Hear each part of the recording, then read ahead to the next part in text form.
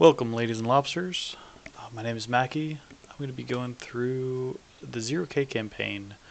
Probably do about a mission per episode.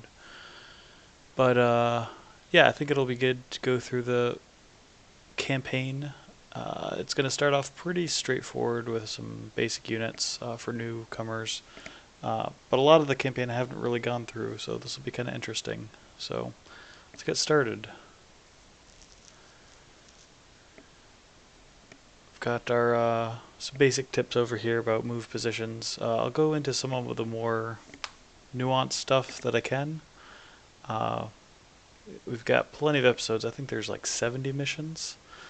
So there'll be plenty of time for all sorts of stuff. But for now we can enjoy the little intro cutscene.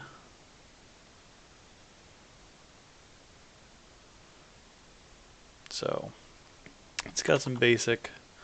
Move this out of the way. That's Control F11 allows you to adjust your UI around.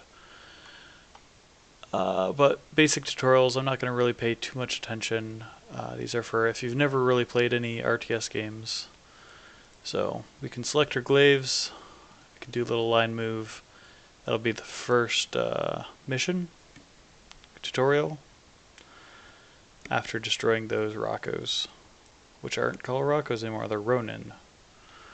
I'm going to have a really hard time remembering all that.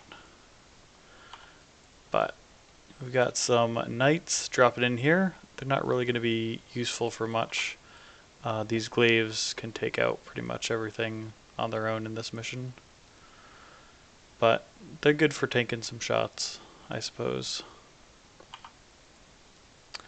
So we've got our commander, and so the basic tutorial tells you how to do like the basic economy. So you get your metal, that's your main kind of resource for building units, and then you've got energy, which is basically used to kind of power your buildings, and certain units require power for cloaking, and some of the more advanced units need it for shooting.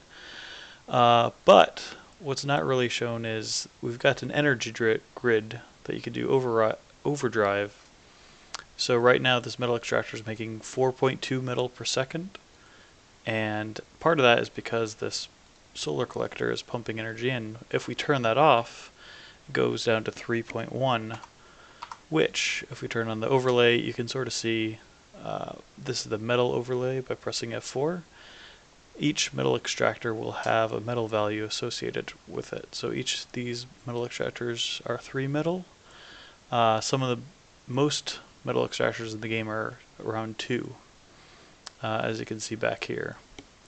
So when you power them with energy buildings, those energy buildings, as long as they're connected to the grid, will make these more efficient.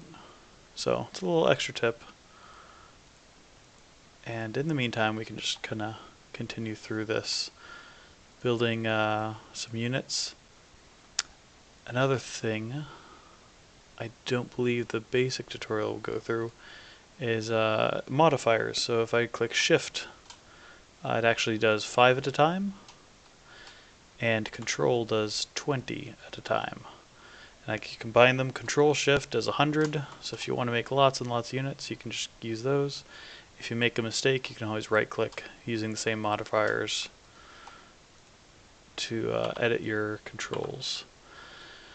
Another kind of nifty tip that I might want to get into is like auto hotkey. It's super useful, not in this mission particularly because most of our units are locked, but if you have multiple different types of units, like your raiders, your assault units, your skirmishers, you can assign them to different control groups.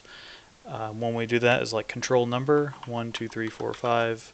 You can control basically your hotkeys. If you can get them to be auto controlled by pressing Control Alt 1, 2, 3, 4, 5. So in that case, when new units come out, they will have a different control group assigned to them. So you can just immediately select them. So right now, I'm going to select all these guys, set them back to Auto Group 1, and we're going to just keep pumping those out. And these guys, we'll set these back to auto group 3 and continue on with the mission. So this mission should be pretty easy. The glaives are really powerful as long as they don't get too bunched up. So that's where line move really comes in. You can spread your units out so they don't get bunched up and killed by area of effect missiles and lasers and that sort of thing. And we've got our commander over here. If we focus all our units to kind of circle around him, blow him up, he'll go down in no time. See, a lot of units got blown up from the death explosion. There's quite a lot of like buildings and units that explode that you got to watch out for. So that's it for this mission. We'll see you in the next one. Bye.